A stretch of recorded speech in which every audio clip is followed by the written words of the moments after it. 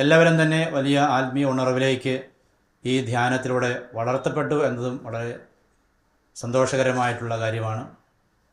എല്ലാ വ്യക്തികളെ സംബന്ധിച്ചും അവരുടെ കുടുംബത്തിൻ്റെ പവിത്രതയും വിശ്വാസ ജീവിതവും കൂട്ടായ്മയും എല്ലാം തന്നെ ഏറ്റവും പ്രധാനപ്പെട്ടതായി കരുതുന്നവരാണ്.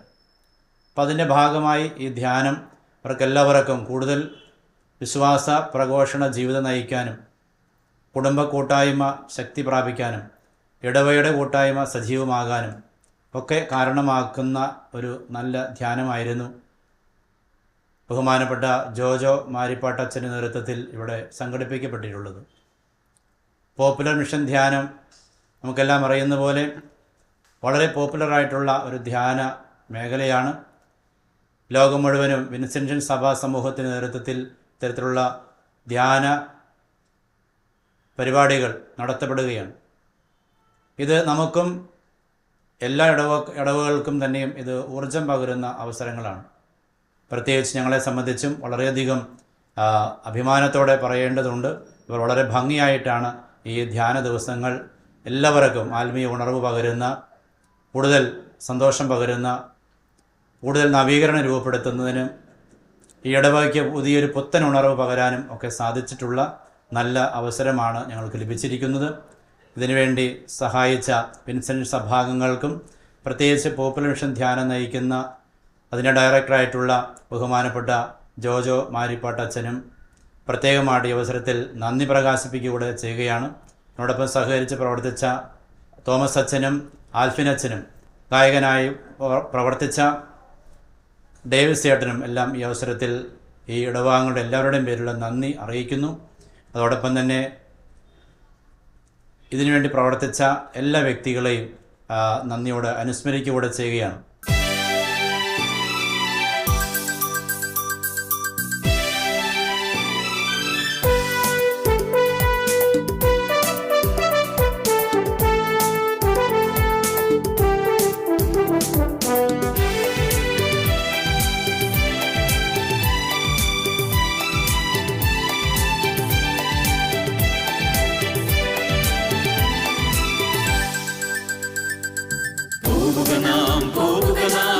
യേശുവിന്റെ പിന്നാലെ അടിവച്ചണിയായി യേശുവിന്റെ പിന്നാലെ പോവുക നാം യേശുവിന്റെ പിന്നാലെ സ്നേഹത്തിന്റെ പതാകയുമേന്തി യേശുവിന്റെ പിന്നാലെ പോവുക നാം യേശുവിന്റെ പിന്നാലെ വിശ്വാസത്തിൻ ദീപവുമേന്തി യേശുവിന്റെ പിന്നാലെ.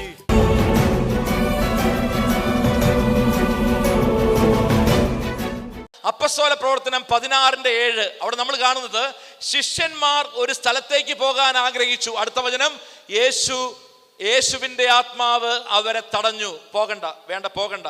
ശിഷ്യന്മാര് പ്രാർത്ഥിച്ച് സുവിശേഷം പ്രഘോഷിക്കാൻ വേണ്ടി. ഓർക്കുക, ശിഷ്യന്മാർ എന്തിനാ പോയത് ഒരു സ്ഥലത്തേക്ക്? നിങ്ങൾ അപ്പസ്തോല പ്രവർത്തനം 16-ാം അധ്യായം 7-ാമത്തെ വചനം വായിക്കുമ്പോൾ ശിഷ്യന്മാർ പോയത് വചനം പ്രഘോഷിക്കാൻ വേണ്ടി. അടുത്ത വചനം, ഈ ദൈവത്തിന്റെ ആത്മാവ് അവരെ ബ്ലോക്ക് ചെയ്തു, ദൈവത്തിന്റെ ആത്മാവ് അവരെ തടഞ്ഞു, അങ്ങോട്ട് പോകണ്ട. പ്രിയപ്പെട്ടവരെ, എന്തിനാ ഞാനിത് പറഞ്ഞത്? ഇന്ന് നമ്മുടെ കുടുംബത്തിൽ പല കാര്യങ്ങളും, മക്കളുടെ വിവാഹാലോചന, മക്കളുടെ ഒരു അഡ്മിഷൻ, ഒരു വീട് പണിയാൻ പോകുന്നു, ഒരു സ്ഥലം വാങ്ങാൻ പോകുന്നു, നമ്മൾ നയിക്കപ്പെടുന്നത് പരിശുദ്ധാത്മാവിലാണോ എന്ന് നമ്മൾ ചിന്തിക്കണം. വലതുകരം ഉയർത്തി, സ്വരം ഉയർത്തി, ഹല്ലേലൂയ, ഹല്ലേലൂയ. പരിശുദ്ധാത്മാവിനാൽ നമ്മൾ നയിക്കപ്പെടുന്നുണ്ടോ എന്നതാണ് ഏറ്റവും പ്രധാനപ്പെട്ട കാര്യം. We should listen the voice of Holy Spirit. നമ്മൾ പരിശുദ്ധാത്മാവിനെ ശ്രവിക്കണം. ഹല്ലേലൂയ. നമ്മൾ ഓർക്കേണ്ട കാര്യം, നമ്മൾ ദൈവത്തോട് ചേർന്ന് നിന്നാൽ ദൈവത്തിൻ്റെ ഒരു പദ്ധതിയുണ്ട്. ദൈവത്തിൻ്റെ ആത്മാവ് ഉറപ്പായിട്ടും നമ്മളെ നയിക്കും, നമ്മൾ ഉറപ്പായിട്ടും വഴി നടത്തും, നമ്മളെ ഉറപ്പായിട്ടും ദൈവത്തിൻ്റെ ആത്മാവ് കൃത്യമായിട്ട് നയിക്കും. അപ്പോൾ പരിശുദ്ധാത്മാവിനോട് നമ്മൾ ചേർന്ന് നിൽക്കുന്ന വ്യക്തിയാകണം. അപ്പോൾ പരിശുദ്ധാത്മാവ് നമ്മളെ നയിക്കും. നമ്മളോട് സംസാരിക്കും പരിശുദ്ധാത്മാവ്. ആരിലൂടെയും സംസാരിക്കും. ചിലപ്പോൾ കുട്ടികൾ മാതാപിതാക്കളിലൂടെ ആയിരിക്കും നിങ്ങളോട് സംസാരിക്കുന്നത്. നിങ്ങൾ പ്രാർത്ഥിക്കാൻ പോകുന്ന സിസ്റ്റർ വഴിയായിരിക്കും നിങ്ങളോട് സംസാരിക്കുന്നത്. ഒരച്ഛൻ വഴി, വികാരിച്ചൻ വഴിയായിരിക്കും നിങ്ങളോട് സംസാരിക്കുന്നത്. പരിശുദ്ധാത്മാവ് പല വ്യക്തികളിലൂടെ സംസാരിക്കാം. ഹല്ലേലൂയ. ഒരിക്കലും ഞാൻ ഡിവൈൻ ധ്യാന കേന്ദ്രത്തിൽ ആയിരിക്കുമ്പോൾ ഒരു പെൺകുട്ടിയെ കൊണ്ടുവന്നത് അവളുടെ കൂട്ടുകാരിയാണ്. അപ്പോൾ ഒരാഴ്ച ധ്യാനം കഴിഞ്ഞപ്പോൾ ഈ പനക്കിലച്ചൻ അവളോട് പറഞ്ഞു, ഒരാഴ്ചയും കൂടി ധ്യാനം കൂട്. അപ്പോൾ അവൾ ഒരു 2-3 പ്രാവശ്യം സൂയിസൈഡ് അറ്റംപ്റ്റ് ചെയ്തു. അപ്പോൾ അവൾ അച്ഛൻ പറഞ്ഞത് കൊണ്ട് ഒരാഴ്ചയും കൂടി ധ്യാനം കൂടി. അപ്പോൾ ഈ വ്യാഴാഴ്ച ധ്യാന കേന്ദ്രങ്ങളിൽ നമുക്കറിയാം സാക്ഷ്യമൊക്കെ പറയും. ഇപ്പം എല്ലാവരും സാക്ഷ്യം പറയുന്ന ഇവൾ കേട്ടു. ഇവക്കങ്ങ് ദേഷ്യം വന്നു. ഇവൾ പറഞ്ഞു, എൻ്റെ കൂട്ടുകാരി എന്നെ ഇവിടെ കൊണ്ടുവന്നിരിക്കുന്നത് ഇവിടെ വന്നാലെങ്കിലും രക്ഷപ്പെടും, എൻ്റെ 5-8 ദിവസം പോയി എന്ന് പറഞ്ഞ് ഇവൾ എൻ്റെ മുമ്പിൽ നിന്ന് ഷൗട്ട് ചെയ്യുക. എന്നിട്ട് എന്നോട് പറഞ്ഞു, അച്ഛാ നാളെ രാവിലെ വെളുപ്പാൻ കാലത്ത് ഞാൻ പോകും. അപ്പം ഞാൻ പറഞ്ഞു, അതെ രാവിലെ കുർബാനയുണ്ട്, ആ കുർബാനയും കൂടി കഴിഞ്ഞിട്ട്, വെള്ളിയാഴ്ച കുർബാനയും കൂടി കഴിഞ്ഞിട്ട് പോയാൽ പോരെ. അപ്പോൾ ഇവൾ എന്നോട് ചോദിച്ചു, 10 ദിവസം ഇരുന്നിട്ട് കിട്ടാത്തത് ഇനി നാളെ ഒരു ദിവസം കൊണ്ട് എന്ത് കിട്ടാനാ? അപ്പോൾ അന്ന് രാവിലെ, വെള്ളിയാഴ്ചത്തെ രാവിലെ ധ്യാനം അവസാനിക്കുന്ന കുർബാന ചൊല്ലുന്നത് ഞാനാ. ഞാൻ സ്റ്റേജിലേക്ക് വരാൻ ഒരു 10 മിനിറ്റ് വൈകി. അപ്പോൾ ഈ പാട്ട് പാടുന്ന വ്യക്തി ഞാൻ വരുന്നത് വരെ പാടണമല്ലോ, അവൻ പാടിക്കൊണ്ടിരുന്ന പാട്ടിതാണ്, കരയരുതേ കൺമണിയെ ഞാൻ നിൻ്റെ ദൈവമല്ലേ. അപ്പം ഈ വരി മാത്രം ഇവൻ ആവർത്തിച്ച് പാടുകയാണ്, കരയരുതേ കൺമണിയെ ഞാൻ നിൻ്റെ ദൈവമല്ലേ. അപ്പം ഈ പെൺകുട്ടി രാവിലെ കുർബാനയൊന്നും വേണ്ട, ഇവൾ വെള്ളം എടുക്കാൻ വേണ്ടി നിൽക്കുക. വെള്ളം എടുക്കാൻ വേണ്ടി തിളച്ച വെള്ളം ഇരിക്കുന്ന സ്ഥലമുണ്ട്, അവിടെ നിന്ന് വെള്ളം എടുക്കാൻ വേണ്ടി ഇരിക്കുക. അപ്പോൾ ഈ പെൺകുട്ടി, ഞാൻ നോക്കുമ്പോൾ, ഞാൻ ഈ കുർബാനയുടെ വെസ്റ്റ്മെൻറ്റ് മാറാൻ വേണ്ടി അങ്ങോട്ട് വരുമ്പോൾ ഈ പെൺകുട്ടി വെള്ളം നിറച്ച ബോട്ടിൽ വലിച്ചെറിഞ്ഞുകൊണ്ട് അലറിക്കരഞ്ഞുകൊണ്ട് ഓടി വരുന്നു. ഞാൻ പറഞ്ഞു, എന്ത് പറ്റി? അച്ഛാ യേശുവെന്നെ വിളിച്ചു അച്ഛാ. എപ്പോൾ? വെള്ളം എടുക്കുമ്പോൾ. അപ്പം ഞാൻ ചിന്തിച്ചു, എടി നായ്ക്കാമ്പറമ്പിലച്ഛൻ, പനക്കിലച്ഛൻ, അഗസ്റ്റിൻ വല്ലുരാനച്ഛൻ, ഇത്രയും അച്ഛന്മാർ ഈ സ്റ്റേജിൽ ഈ ആഴ്ച പ്രസംഗിച്ചു, ഇവരൊന്നും പ്രസംഗിച്ചിട്ട് കേൾക്കാത്തത് നീ വെള്ളം എടുക്കുമ്പം. അല്ലച്ചാ, എൻ്റെ അപ്പൻ എന്നെ വിളിച്ചുകൊണ്ടിരുന്ന പേരാ കൺമണി എന്ന്. അച്ഛാ, ഞാൻ ഈ വെള്ളം എടുക്കുമ്പോൾ മുഴുവനും ഈശോ എന്നോട് പറഞ്ഞു, കരയരുതേ കൺമണിയെ ഞാൻ നിൻ്റെ ദൈവമല്ലേ. അച്ഛാ, എനിക്ക് ഒരാഴ്ചയും കൂടി ധ്യാനം കൂടണം. ഞാൻ ഞെട്ടിപ്പോയി. കാരണം ഇത്രയും വൈദികർ ഇവിടെ നിന്ന് പ്രസംഗിച്ചു, ഇത്രയും വൈദികർ ഇവിടെ നിന്ന് വചനം കൊടുത്തു. പക്ഷെ ഓർക്കുക, ഒരു പാട്ടുകാരൻ അച്ഛൻ വരാൻ വൈകിയത് കൊണ്ട് ഒരു 2 വരി പാടിക്കൊണ്ടിരിക്കുക. 2 വരി പാടിക്കൊണ്ടിരിക്കുമ്പോൾ ഇവൾ ഓടി വന്ന് പറയുക, അച്ഛാ എൻ്റെ അപ്പൻ ഞാൻ 5ൽ പഠിക്കുമ്പോൾ മരിച്ചുപോയ എൻ്റെ അപ്പൻ എന്നെ വിളിച്ചിരുന്ന പേരാണ് കൺമണി, ഇന്ന് ആ പേര് വിളിച്ച്. അപ്പം ഞാൻ ചോദിച്ചു, എൻ്റെ പൊന്നു മോളെ ഒരു കാര്യം ചോദിക്കട്ടെ, ഇത്രയും ദിവസം ഈ ധ്യാനം കൂടിയപ്പോൾ ഈ പാട്ട് നീ കേട്ടില്ലേ?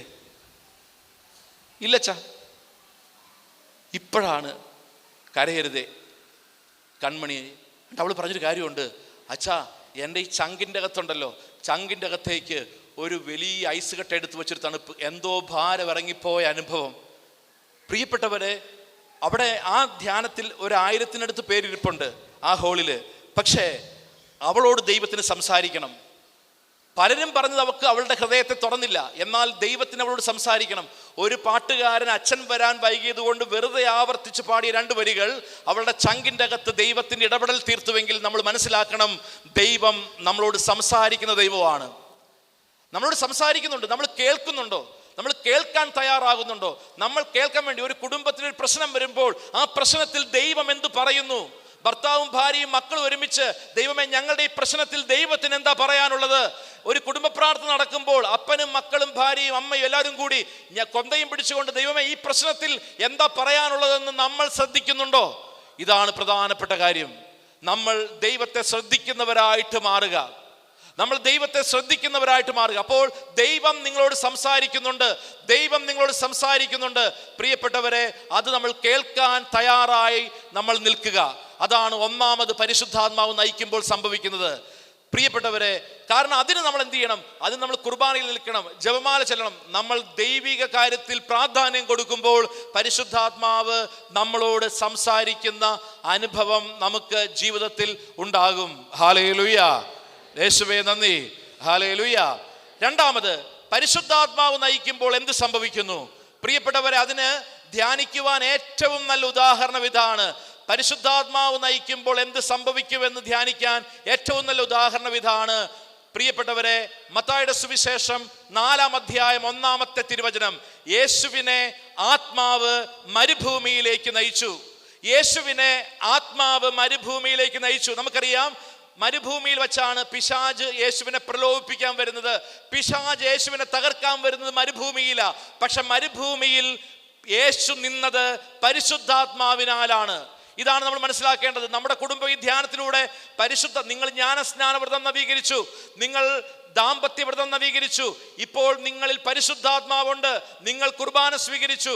പ്രിയപ്പെട്ടവരെ, ഇനി നമ്മൾ നിൽക്കാൻ പോകുന്നത്, നിങ്ങൾ ഓർക്കുക, നിങ്ങളുടെ കുടുംബത്തിലുണ്ടായിരുന്ന കടബാധ്യത മാറിയിട്ടില്ല, നിങ്ങളുടെ കുടുംബത്തിലുണ്ടായിരുന്ന പ്രശ്നങ്ങൾ മാറിയിട്ടില്ല. എന്നാൽ യേശുവിനെ പരിശുദ്ധാത്മാവ് മരുഭൂമിയിലേക്ക് നയിച്ചു. നമ്മൾ ഇനി നിൽക്കാൻ പോകുന്നത് ഒരുപക്ഷെ മരുഭൂമി അനുഭവങ്ങളിലായിരിക്കാം, മരുഭൂമിയിലായിരിക്കാം നമ്മൾ നിൽക്കാൻ പോകുന്നത്. മരുഭൂമി പ്രശ്നങ്ങളുടെ സ്ഥലമാണ്, പ്രതീക്ഷകളൊന്നും നമുക്കില്ല, ഒരു തരത്തിലും നമുക്ക് ഒരു സുരക്ഷിതമായ ഇടമല്ല മരുഭൂമി എന്നത്. ഒരു പക്ഷേ നമ്മൾ നിൽക്കാൻ പോകുന്നത് മരുഭൂമിയാകാം. പക്ഷെ ഒരു കാര്യം ഓർക്കുക, നമ്മൾ ഇനി നയിക്കപ്പെടുന്നത് പരിശുദ്ധാത്മാവിനാലാണ് എന്ന് നമ്മൾ മനസ്സിലാക്കുക. വലതുകര ഉയർത്തി, സ്വരം ഉയർത്തി, ഹല്ലേലൂയ, ഹല്ലേലൂയ, യേശുവേ നന്ദി. എന്ന് വെച്ചാൽ നമ്മൾ നയിക്കപ്പെടാൻ പോകുന്നത് പരിശുദ്ധാത്മാവിനാലാണ്, നമ്മൾ നയിക്കപ്പെടാൻ പോകുന്നത് പരിശുദ്ധാത്മാവിനാലാണ് എന്ന് നമ്മൾ മനസ്സിലാക്കുക. ഇത് പ്രധാനപ്പെട്ട ഒരു കാര്യമാണ്. നമ്മൾ നടക്കപ്പെടാൻ പോകുന്നത് പരിശുദ്ധാത്മാവിനാണ്. യേശുവിനെ പരിശുദ്ധാത്മാവ് നയിച്ചപ്പോഴാണ് പ്രിയപ്പെട്ടവരെ യേശു തിന്മയെ തോൽപ്പിച്ചത്. ഇപ്പോൾ നമ്മൾ ഓർക്കുക, നമ്മൾ ചില തിന്മകൾ മാറിയിട്ടുണ്ട്, പക്ഷേ ഇനിയും അതേ തിന്മകൾ ഉണ്ടാകും, അതേ പ്രലോഭനങ്ങൾ ഉണ്ടാകും, അതേ കാര്യങ്ങൾ ഉണ്ടാകും പ്രിയപ്പെട്ടവരെ. എന്നാൽ നമ്മളെ ഇനി നയിക്കുന്നത് പരിശുദ്ധാത്മാവാണ്. ഹല്ലേലൂയ. വലതുകര ഉയർത്തി, സ്വരം ഉയർത്തി, ഹല്ലേലൂയ, യേശുവേ ആരാധന, ഹല്ലേലൂയ, ഹല്ലേലൂയ.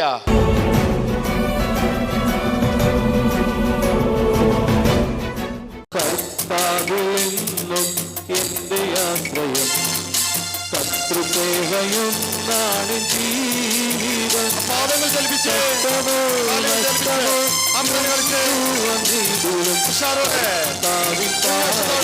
തീർന്നു പോകുന്ന ആത്മപാടിയാനന്ദത്തോടെ കീർത്തനം ചെയ്തെന്നും ആത്മപാടിയാനന്ദത്തോടെ കീർത്തനം ചെയ്തെന്നും വാഴ്ത്തുമീശുവേ. രക്ഷകൻ വേറെയിലൂടെ ഹല്ലേലൂയ പാടു ഞാൻ. രക്ഷകൻ വേറെയിലൂടെ ഹല്ലേലൂയ പാടു ഞാൻ. സ്വാർത്ഥത്തായി ഞാൻ യാത്ര ചെയ്യും നിത്യത്തോളം ക്രൂശിപ്പാതയിൽ വന്തിര പോലോരോ ക്ലേശങ്ങൾ വന്നാലും വല്ലതും ചൊല്ലി എല്ലാം മാറിടും.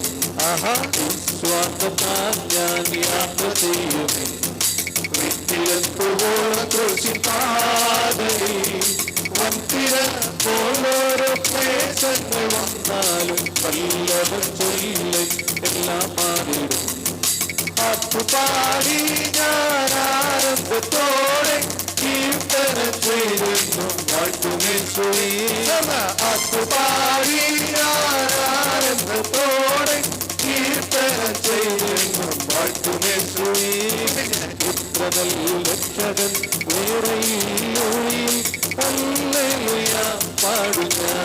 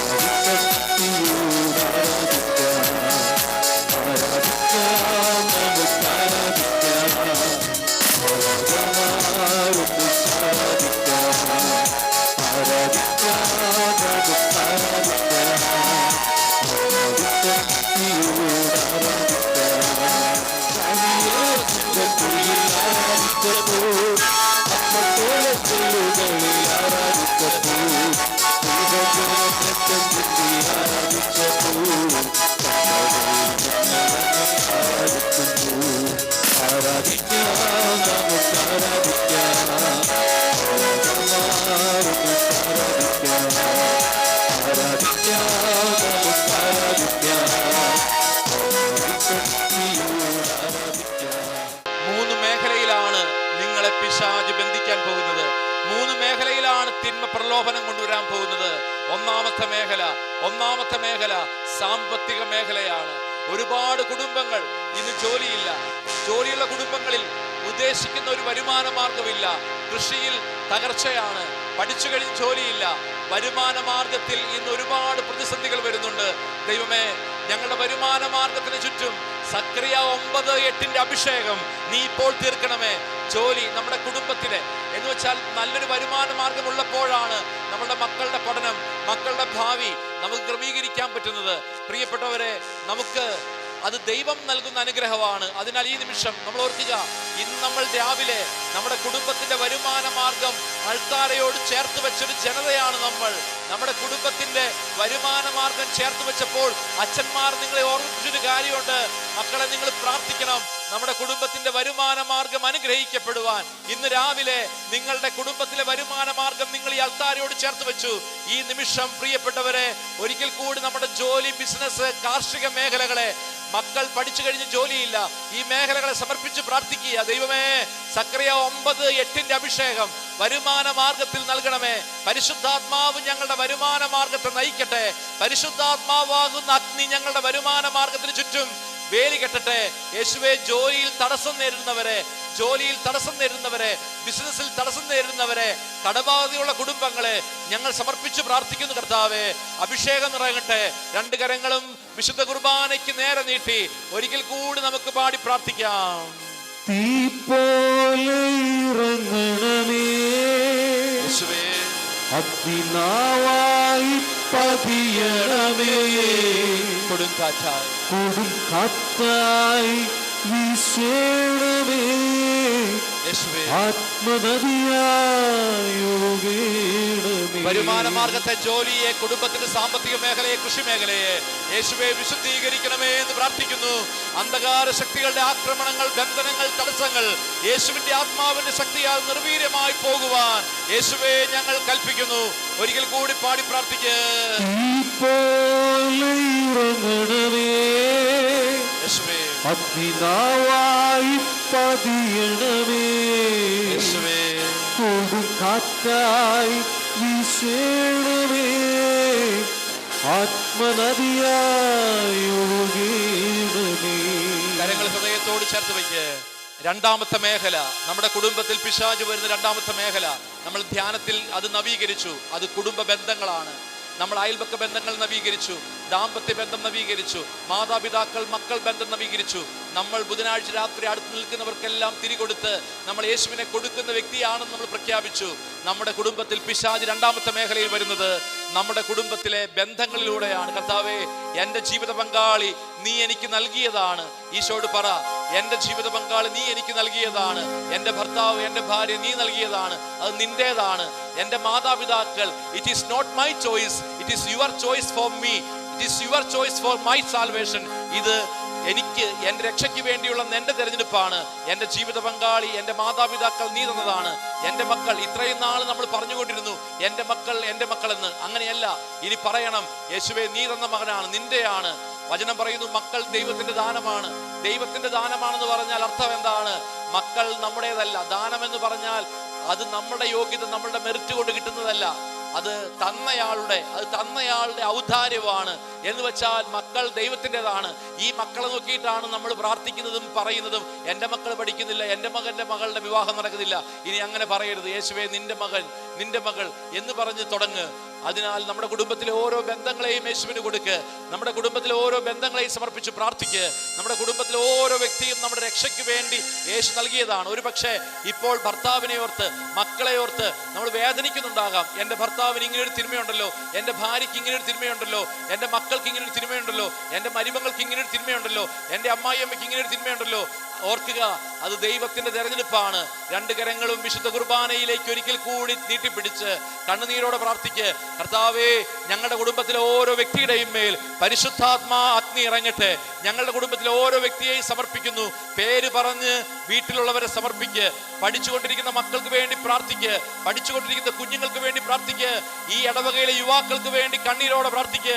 ഈ ഇടവകയിലെ കുഞ്ഞു മക്കൾക്ക് വേണ്ടി പ്രാർത്ഥിക്ക്. ഈ ഇടവകയിലെ കുഞ്ഞുമക്കൾ പഠിക്കുന്ന സാഹചര്യങ്ങൾ അത്ര സുരക്ഷിതമല്ല.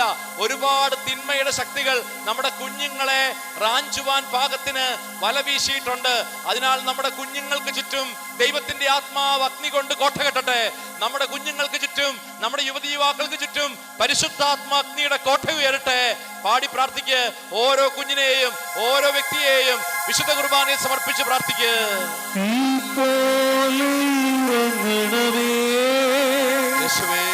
അഗ്നിനാവായി പതിയണമേ, കൊടുങ്കാറ്റായി വീശണമേ, ആത്മനദിയായി ഒഴുകണമേ, തീപോലെ ഇറങ്ങണമേ, അഗ്നിനാവായി പതിയണമേ, കൊടുങ്കാറ്റായി വീശണമേ, ആത്മനദിയായി ഒഴുകണമേ. കരങ്ങൾ ഹൃദയത്തോട് ചേർത്ത് പിടിക്കുമ്പോൾ മൂന്നാമത് നമ്മുടെ കുടുംബത്തെ പിശാച് തകർക്കുന്ന മേഖല, പ്രിയപ്പെട്ടവരെ, അത് നമ്മുടെ ശരീരത്തിലാണ്. ശരീരത്തിൽ പാപം വരുന്നു. ഈ ദിവസങ്ങളിൽ നമ്മൾ വിട്ടുപേക്ഷിച്ച പാപം, അത് മദ്യപാനമാകാം, ലഹരിയാകാം, പുകവലിയാകാം, അല്ലെങ്കിൽ ജഡിക പാപമാകാം. നമ്മുടെ ശരീരത്തിൽ പാപമായിട്ട് വരുന്നു. രണ്ട്, നമ്മുടെ ശരീരത്തിൽ രോഗമായിട്ട് വരുന്നു. അതിനാൽ വചനം പറയുന്നു, നിങ്ങളുടെ ശരീരങ്ങളെ ദൈവത്തിന് പ്രീതികരവും ദൈവത്തിന് യോഗ്യവുമായ ബലിയായിട്ട് അർപ്പിക്കുക. ഇന്ന് നമുക്കറിയാം, ഇന്ന് നമ്മൾ വീട്ടിലുണ്ടാക്കിയ ഭക്ഷണം കൊണ്ടുവന്ന് ഈ അൾത്താരയുടെ മുമ്പിൽ വെച്ചപ്പോൾ അച്ഛന്മാര് പറഞ്ഞു, നിങ്ങളുടെ ശരീരത്തെയാണ് സമർപ്പിക്കുന്നത്. അതിനാൽ നമ്മുടെ ശരീരത്തെ പരിശുദ്ധാത്മാവ് ഏറ്റെടുക്കട്ടെ. ഒരുപക്ഷെ ഒരുപാട് രോഗപീഠകൾ, നമ്മുടെ കുടുംബത്തിൽ നിന്ന് രോഗത്തിന്റെ ശക്തി മാറട്ടെ. നമ്മുടെ ശരീരത്തിൽ നിന്ന് മദ്യാസക്തിയുടെ, ലഹരിയുടെ, ജഡിക പാപത്തിന്റെ, അശുദ്ധിയുടെ എല്ലാവിധ കെട്ടുകളും അഴിയാൻ വേണ്ടി പ്രാർത്ഥിക്കുക. എല്ലാ കെട്ടുകളും അഴിയാൻ വേണ്ടി പ്രാർത്ഥിക്കുക. ഇപ്പോൾ ഏതെങ്കിലും രോഗം ശരീരത്തിലുണ്ടെങ്കിൽ ആ രോഗമുള്ള ശരീരഭാഗത്ത് ഇടതുകരം വയ്ക്കുക, വലതുകരം വിശുദ്ധ കുർബാനയിലേക്ക് നീട്ടിപ്പിടിക്കുക. ഈ നിമിഷം ഒരു വചനം, ഇതാ യേശുവിൽ നിന്ന് ശക്തി പുറപ്പെട്ട് അവരെ സുഖപ്പെടുത്തിക്കൊണ്ടിരുന്നു. ഇപ്പോൾ ഇവിടെ നിൽക്കുന്ന ഓരോ വ്യക്തിയിലും രോഗപീഠകൾ സുഖപ്പെടട്ടെ. രോഗത്തിന്റെ ബന്ധനങ്ങൾ അഴിഞ്ഞു പോകട്ടെ. ശരീരത്തിലെ മദ്യപാനം, ലഹരി, അടിമത്തങ്ങൾ വിട്ടുപോകട്ടെ. യേശുവേ, പ്രാർത്ഥിക്കുന്നു, ഞങ്ങളുടെ ഉള്ളിലെ എല്ലാ അശുദ്ധിയെയും യേശുവേ തീക്കാറ്റയച്ച് വിശുദ്ധീകരിക്കണമേ. ഒരിക്കൽ കൂടി പാടി പ്രാർത്ഥിക്കുക.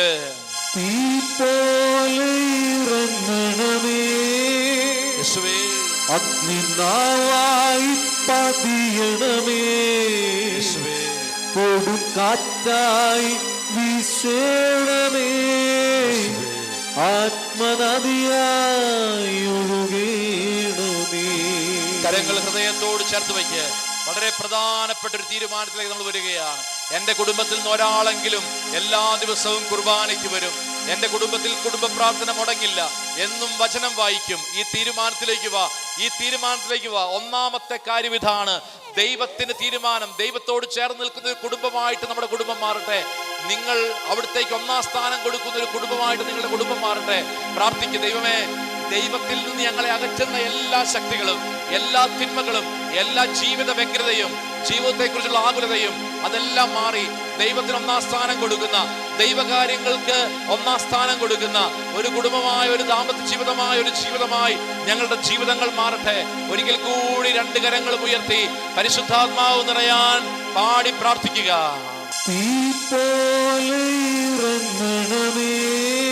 യേശുവേ, അഗ്നിനാവായി പതിയണമേ, കൊടുങ്കാറ്റായി വീശണമേ, ആത്മനദിയായി ഒഴുകണമേ. പരിശുദ്ധ പരമമാ ദിവ്യകാരുണ്യമേ, എന്നുമെന്നും അങ്ങേയ്ക്കാരാധന. പരിശുദ്ധ പരമമാ ദിവ്യകാരുണ്യമേ, എന്നുമെന്നും അങ്ങേയ്ക്കാരാധന. പരിശുദ്ധ പരമമാ ദിവ്യകാരുണ്യമേ, എന്നുമെന്നും അങ്ങേക്ക് ആരാധന.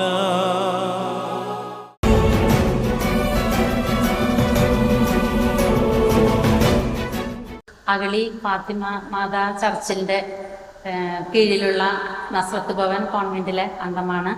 അവിടുത്തെ സുപ്പീരിയറാണ്. ഇവിടെ ഈ ഇടവകയെ സംബന്ധിച്ചിടത്തോളം ഈ പോപ്പുലർ മിഷൻ ധ്യാനം വലിയൊരു ആത്മീയ അനുഭവമുള്ളതായിരുന്നു. ഞാൻ കണ്ടതിൽ വെച്ച് പൂർണ്ണമായിട്ടും എല്ലാ ക്ലാസ്സുകളും ഇതുമായി ബന്ധപ്പെട്ട എല്ലാ എക്സസൈസുകളിലും പങ്കെടുക്കാനായിട്ട് എനിക്ക് ഈ ധ്യാനത്തിൽ സാധിച്ചു.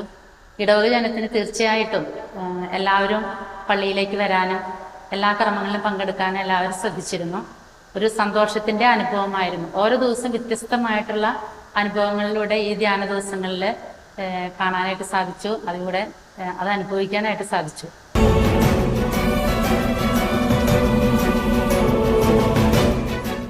ഈശുമിശിഹായ്ക്ക് സ്തുതിയായിരിക്കട്ടെ. എൻ്റെ പേര് ബൈജു വർഗീസ്, കുഴികണ്ടത്തിലെ. ഞാൻ ഈ ഫാത്തിമാതാ ചർച്ച് പള്ളിയുടെ കൈക്കാരനാണ്. 2 കൈക്കാരനിൽ ഒരാളാണ്. ഈ പോപ്പുലർ മിഷൻ ധ്യാനം ഞങ്ങളുടെ പള്ളിയിലേക്ക് വന്നപ്പോൾ ഞങ്ങൾക്ക് പുതിയ ഒരു വളരെ വ്യത്യസ്തമായൊരു അനുഭവമായിരുന്നു. ഇതുവരെ പല ധ്യാനങ്ങൾ കൂടിയാലും ഇങ്ങനെ അനുഭവം ഞങ്ങൾക്ക് ലഭിച്ചിട്ടില്ല.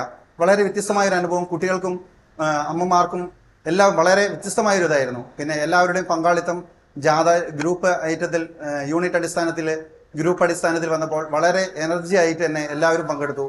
പിന്നെ എനിക്കിതിൽ ഏറ്റവും ഇഷ്ടപ്പെട്ടത് ദാമ്പത്യ നവീകരണത്തെക്കുറിച്ചുള്ള ക്ലാസ്സുകളും അങ്ങനത്തെ ടോക്ക് എനിക്ക് വളരെ ഇഷ്ടപ്പെട്ടു. കുട്ടികൾക്കുമായാലും തന്നെ ആ കാര്യങ്ങൾ വളരെ ഇഷ്ടമായ കാര്യമായിരുന്നു. പിന്നെ എല്ലാവരുടെയും പങ്കാളിത്തവും ശുശ്രൂഷയും വളരെ നന്നായിരുന്നു.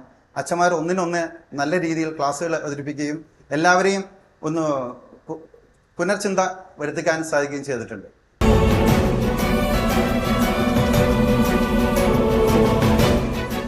എൻ്റെ പേര് സോളി രാജു. ഞാൻ അഗളി ഫാത്തിമ മാതാ ഇടവകയിലെ മാതൃവേദി സംഘടനയുടെ പ്രസിഡന്റാണ്. ഈ ധ്യാനത്തെ പറ്റി പറയുകയാണെങ്കിൽ ഞങ്ങൾക്ക് വ്യത്യസ്തമായ ഒരു അനുഭവമായിരുന്നു ഈ ധ്യാനത്തിലൂടെ ലഭിച്ചത്. ഒന്നാമതായി ഓരോ യൂണിറ്റുകളായി തിരിഞ്ഞ് എല്ലാ ഇടവകാംഗങ്ങളും ഓരോ യൂണിറ്റുകളായി തിരിഞ്ഞ് ഒരു നിശ്ചിത സ്ഥലത്ത് എല്ലാവരും എത്തുകയും അവിടെ നിന്ന് റാലിയായി പള്ളിയിലേക്ക് വരികയുമാണ് ചെയ്തുകൊണ്ടിരുന്നത്.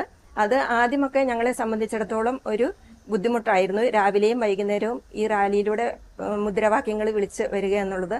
പിന്നീട് ഞങ്ങൾക്കതൊരു ഭയങ്കര സംതൃപ്തിയും ആത്മധൈര്യവും യേശുവിനെ പ്രഘോഷിക്കാനുള്ള ഒരു ശക്തിയും എല്ലാമായി മാറി. അങ്ങനെ ഞങ്ങൾക്ക് ഈ ദിവസങ്ങളിൽ ഒരുപാട് അനുഭവങ്ങൾ നിറഞ്ഞ ഒരു ധ്യാനമായിരുന്നു. ഈ അഗളി ഫാത്തിമാത ഇടവകയിലെ അമ്മമാരെ സംബന്ധിച്ചിടത്തോളം ആദ്യമായിട്ടാണ് ഇങ്ങനെയൊരു പോപ്പുലർ മിഷൻ ധ്യാനം ഞങ്ങൾക്ക് ഇവിടെ കൂടാൻ ഇടവന്നത്.